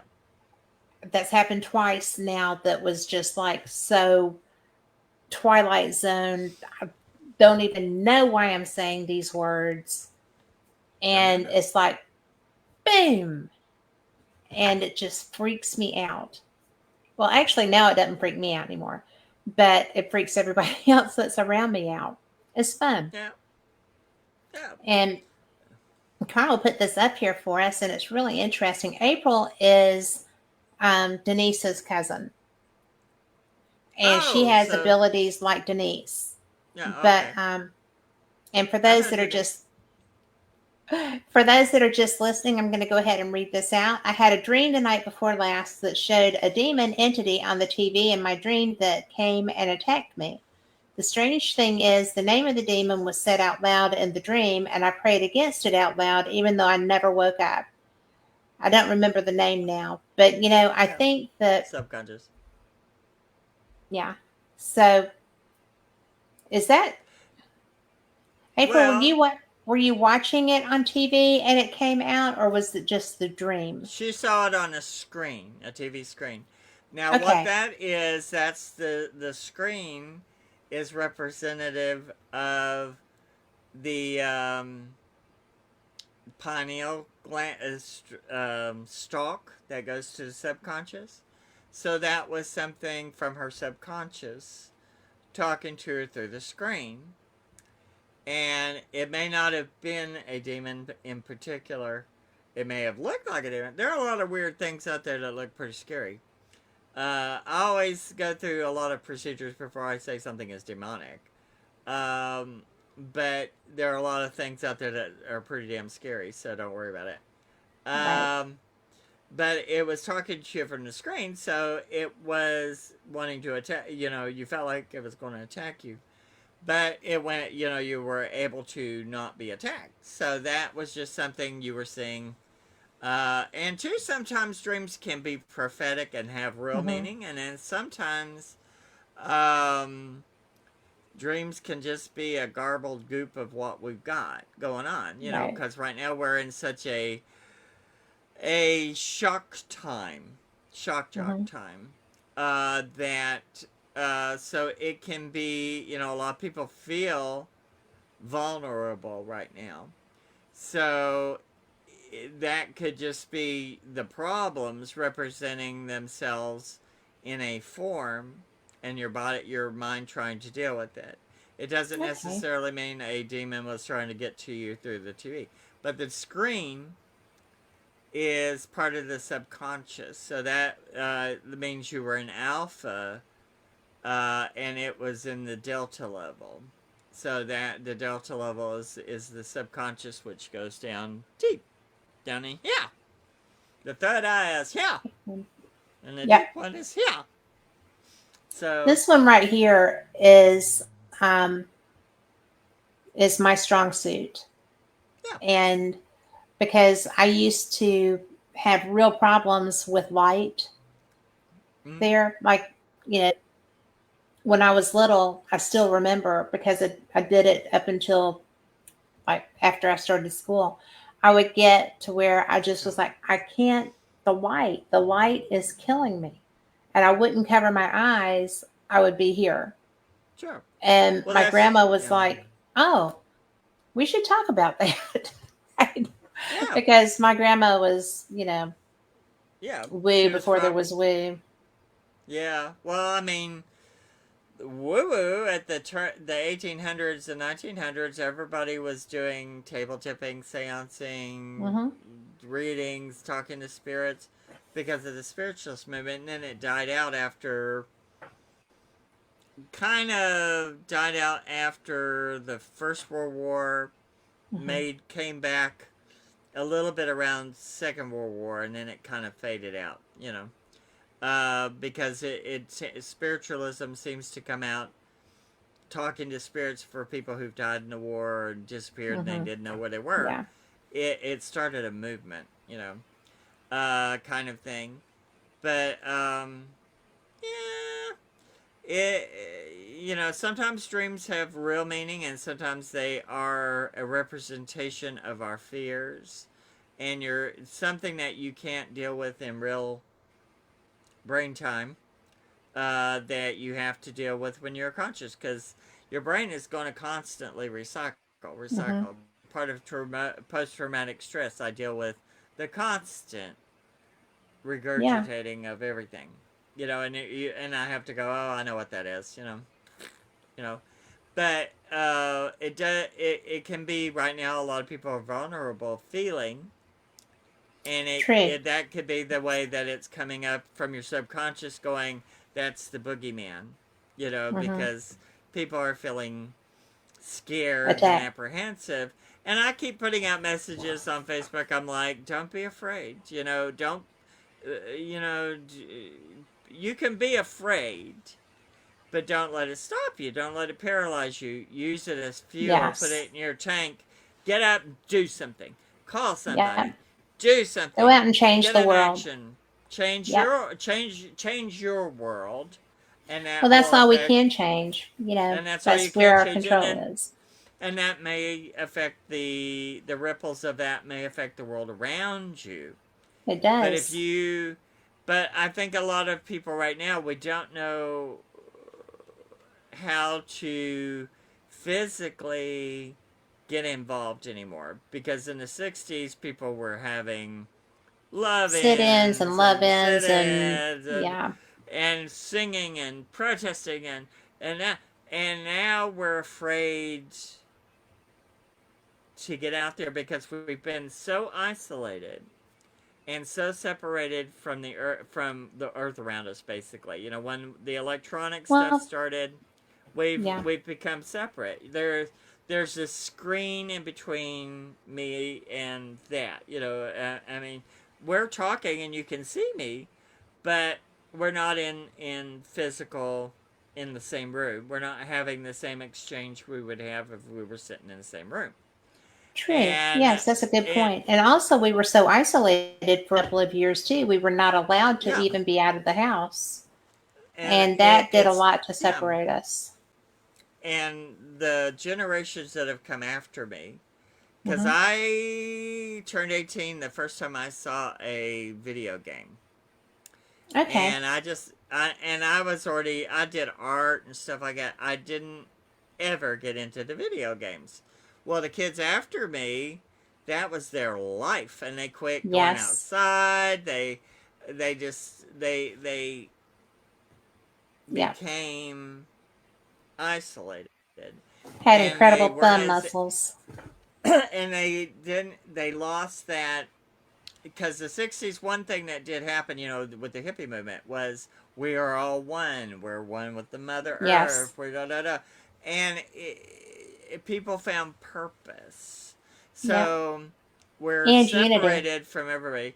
We don't even go next door to see our neighbors anymore. A lot of people don't even know who lives the hell next to them.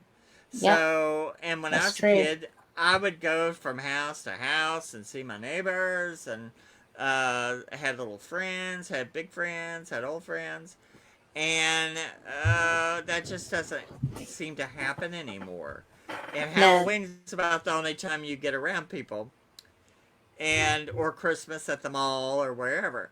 So that's saying that maybe you're in your head a little bit too much. Maybe do something to, because you're feeling helpless about something. So find a way to go, okay, what am I going to do that's safe for me to do, that is putting something into action.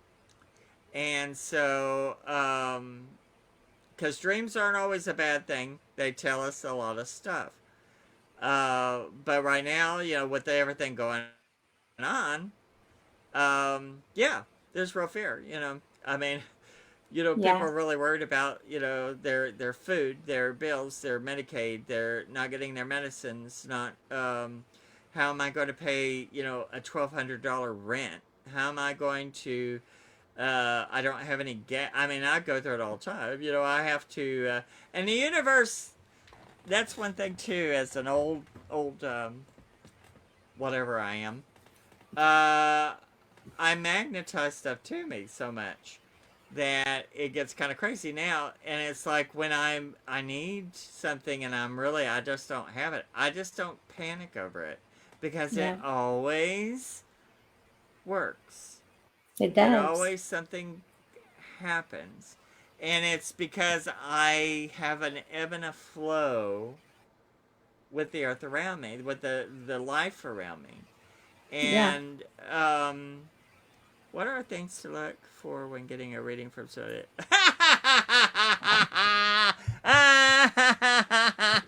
Because I worked with somebody. Oh my lord! They were such con artists and bad con artists.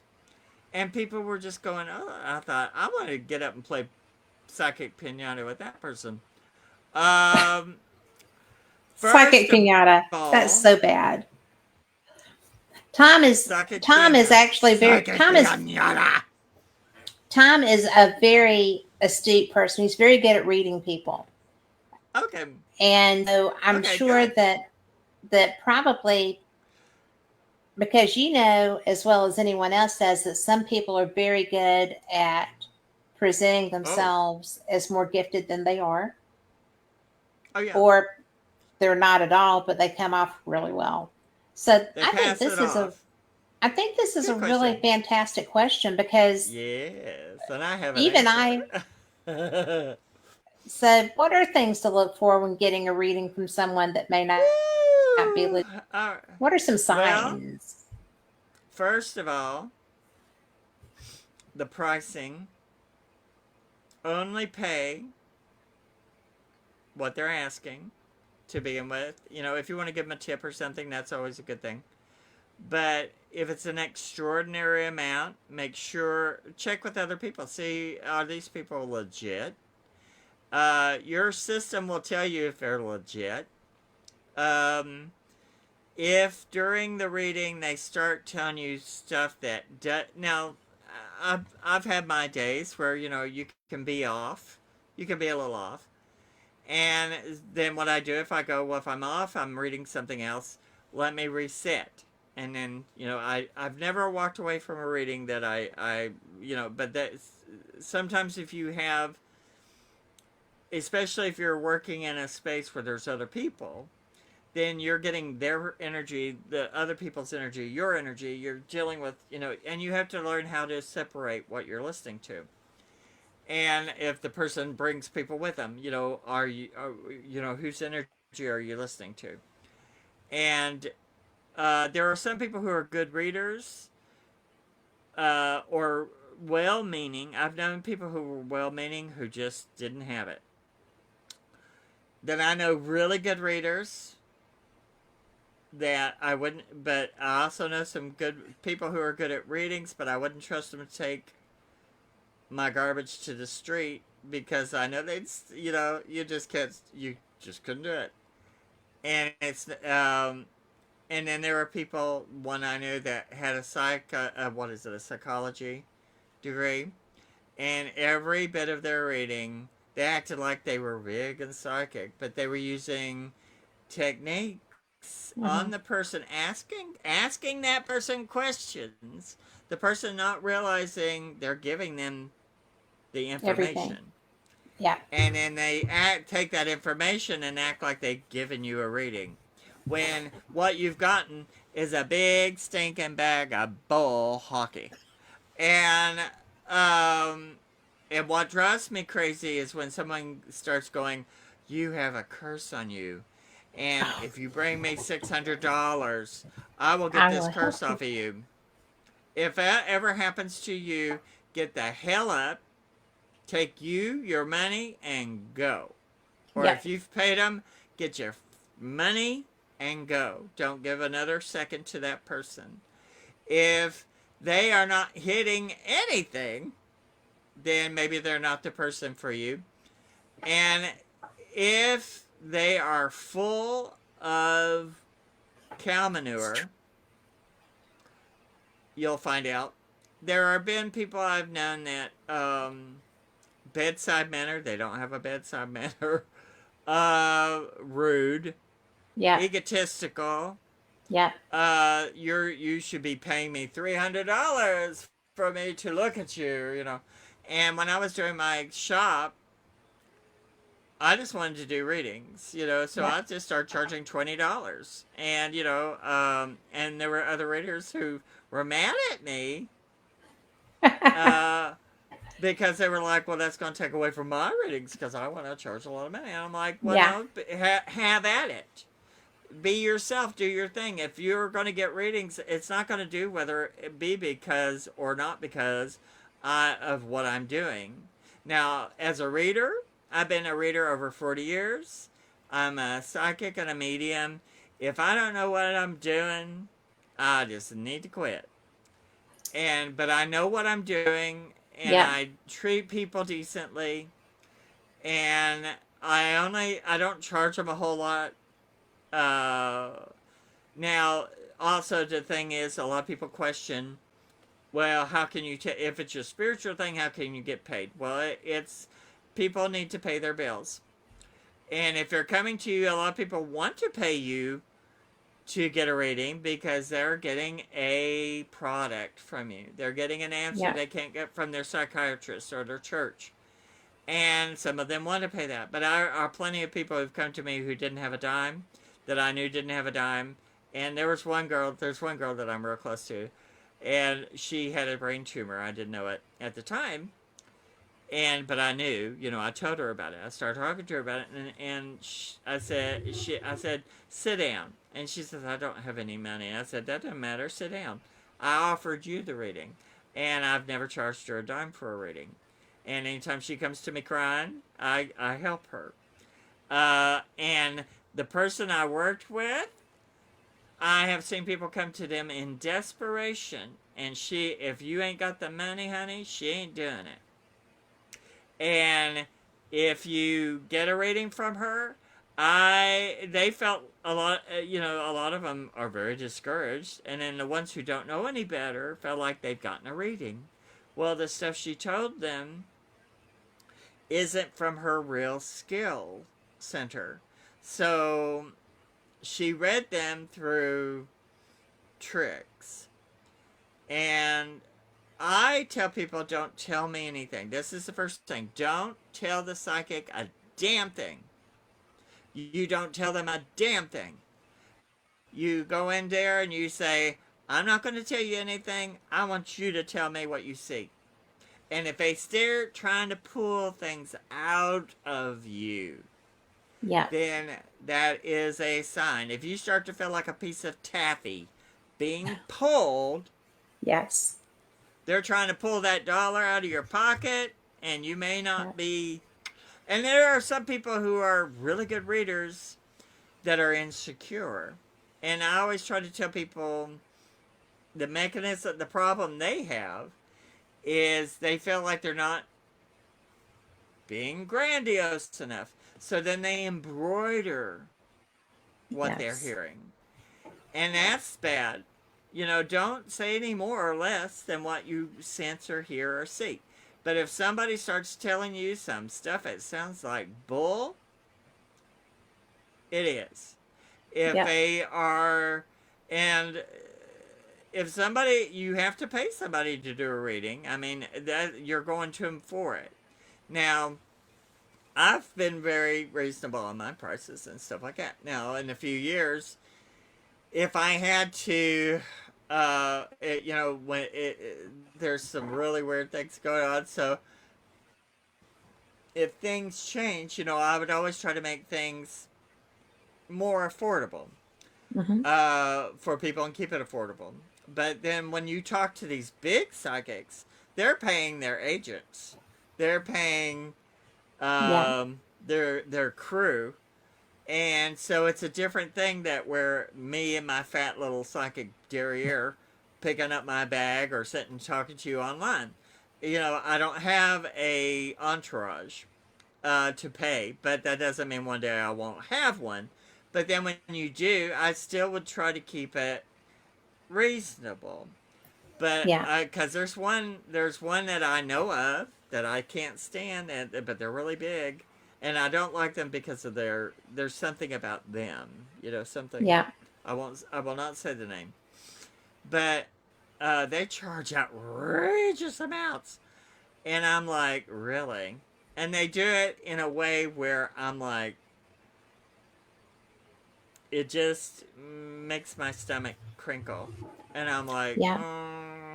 and but hopefully that's answering it. I don't know if I answered it correctly, but I think it's you did a great job. if your gut instinct, if you go to them and they're giving you a great reading without knowing anything, and I start with cards a lot because people, and then I go into doing the seancing and doing the reading and channeling and whatever I'm doing. It's a gateway into looking at their life. And it gives them Okay. something to understand. When they're looking at their cards, they can understand that. When you're sitting here like doing hand puppets, it doesn't always they're like it freaks them out. I'm Well, sitting I there could see telling them that. about their dead brother. So you have to deal with somebody who knows what they're doing. You can tell if they know what they're doing. If you smell the greed, get up and go. It's not worth it. If they try to get money out of you later, if they try to say that you've got a curse on you, give me money, call the police, Yeah. report them. Uh, if, because they're not only doing it to you, they're doing it to other people. And out of 10 people, if they get someone, I knew someone in Chattanooga that this woman who they were paying her $600 a month, scared because she was telling them, if you don't pay me, I'll curse you. And I put a stop to that, and she didn't As you like it. should And I have. thought, and I was like, I told him, I said, you tell her to come see me, and she never did. And she was a gypsy. And I thought, honey, you come on. I got gypsy roots with me, and I got a little more to go. So Yep. those people couldn't pay were having trouble paying their rent, but they were paying that con artist $600 a month to keep her from them being kept hostage, and them scared not to do it. So, and not every gypsy is like that. Not every psychic is like that.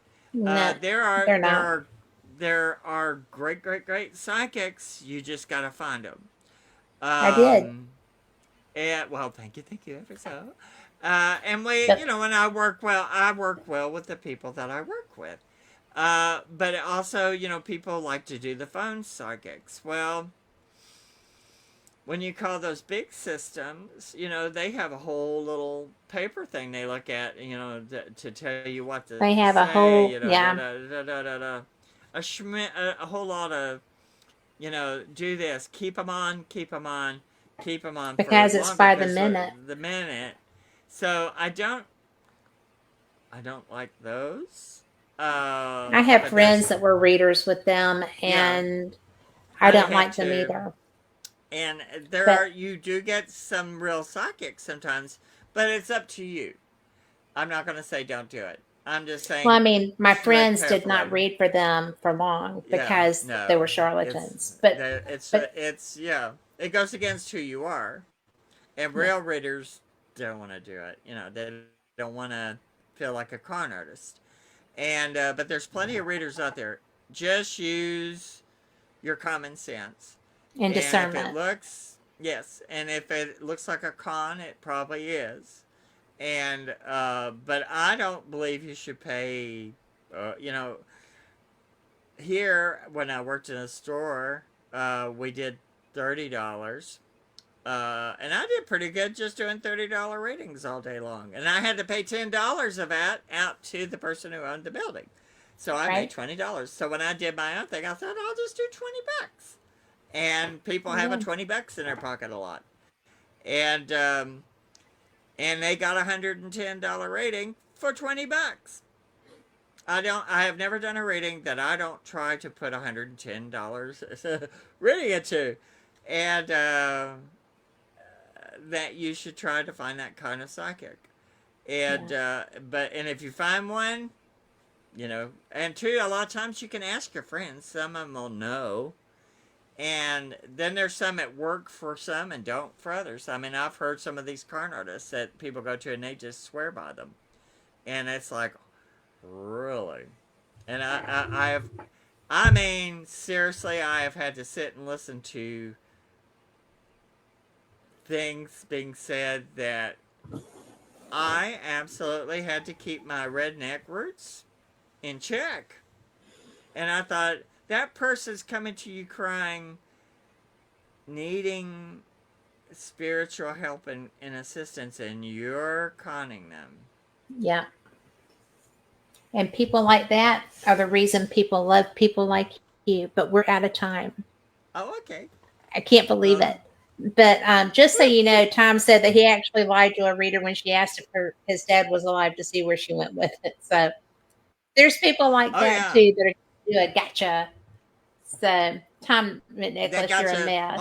Austin, yeah, Austin does that. Did that to me to beginning to make sure if I was a con artist, and I didn't take the bait, and it floored him. He was like, "How is he doing this?"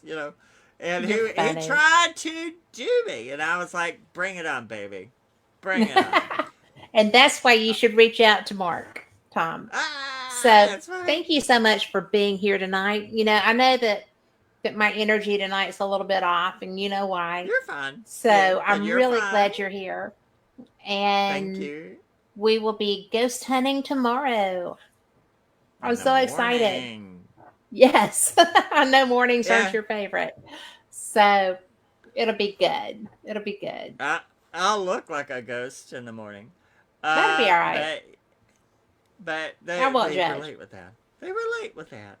So, well, thank you for having me on here. And if Thank you anyone for being is here. interested in finding me, just look up Mark Elliott Fultz, Elliott with two L's and two Yes. T's, Fults on Facebook.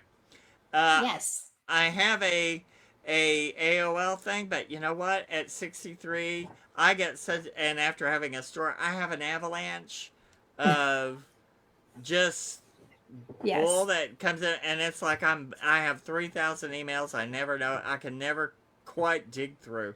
So just contact me on Facebook. Yes.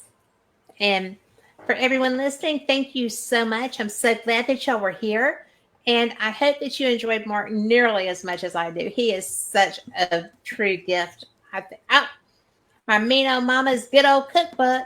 It's a good thing. My And you can get it on my Amazon.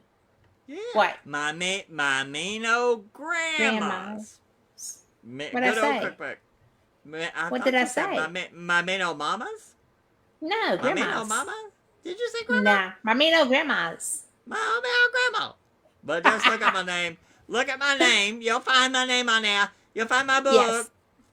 Yep, and hit Amazon, grab it, and if you come down to Pensacola and come see him, he will sign it for you too. I will So, sign it or at the coffee shop near you. yes. So, thank you, Mark. Thank you.